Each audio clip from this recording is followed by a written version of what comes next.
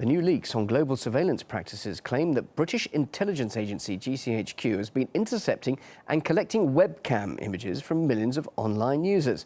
Marty Sarah Firth has the details for us now from London. This was the British intelligence agency GCHQ with the help of NSA's programme codenamed Optic Nerve, and this was essentially collecting still Yahoo webcam chat images from 1.8 million Yahoo accounts to be exact, and then storing them on databases. Now, the images were an experiment in what they call automated facial recognition, and it was used to monitor not just GCHQ's existing targets, but also to discover new targets. But it seems they were getting a little bit more than perhaps they'd bargained for, because, as they quite coyly put it, it seems that a lot of people don't use the webcam chats just for conversation, and so it seemed they had quite a large number of images of a sexually explicit nature. In fact, the documents revealed between 3 to 11% of the data they were receiving was of undesirable nudity, as they call it. Now, Yahoo have responded furiously to this, saying that they had no knowledge or involvement in this, and if the report proves true, that it represents a whole new level of violation. That's certainly something that's being echoed in public sentiment in response to these latest revelations. Was one social media user so eloquently put it: CCTV on the streets, GCHQ in your sheets. Well, let's get more perspective on this from an investigative journalist, Tony Gosling. He joins me live now from the UK in Bristol. Tony, clearly they got more than they bargained for all those revealing images, but surely the purpose of spying is intelligence gathering, and that's essentially what they're doing for counter-terrorism purposes. So why this backlash over this? Well, this has got nothing to do with counter-terrorism, has it? Because this is just yet another great data trawl, and there's all sorts of reasons why that is illegal. Apparently, this sort of thing has to be sanctioned by the Foreign Secretary or Home Secretary at the highest levels. In the US, it has to be sanctioned through these secret FISA courts.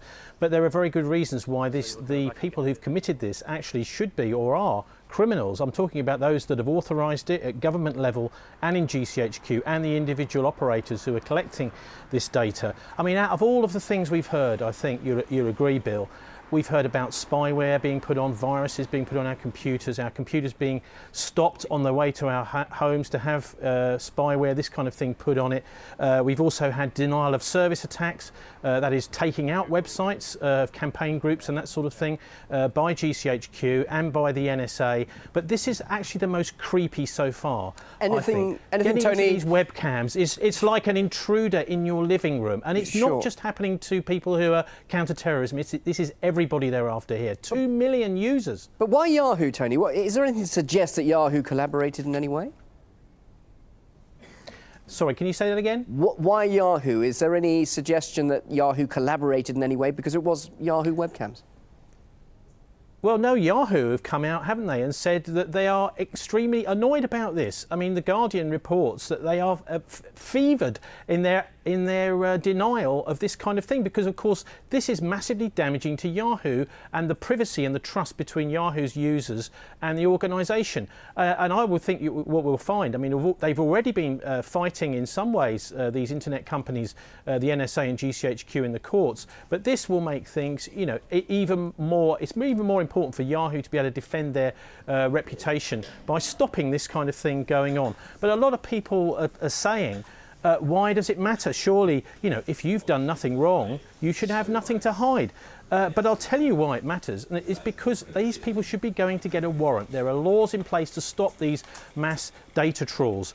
And why does it matter? This is why it matters. There's a book by Edwin Black here which recounts the way that the Nazis used these massive databases, helped with the help of IBM back in the 1930s, to get the names and addresses of trade unionists, gays and Jews. And this is how Hitler got his addresses of innocent people to then go up and arrest. So it's about time that we learnt our history and made sure that these laws to stop these mass data trawls are enforced, Bill. And just also, you say, well, if I've got nothing to hide, but clearly a lot of people were exposing some very personal images of themselves.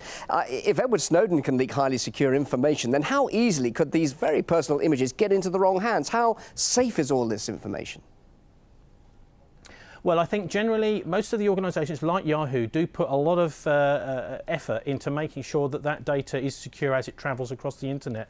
Unfortunately, what's happening is there are people who are trying to make money out of this data scare. For example, Boeing have just introduced their black phones, I don't know if you've noticed, which do encrypt the data on the phone itself, but it doesn't stop someone like GCHQ or the NSA intercepting that data on its way through the telecommunications network.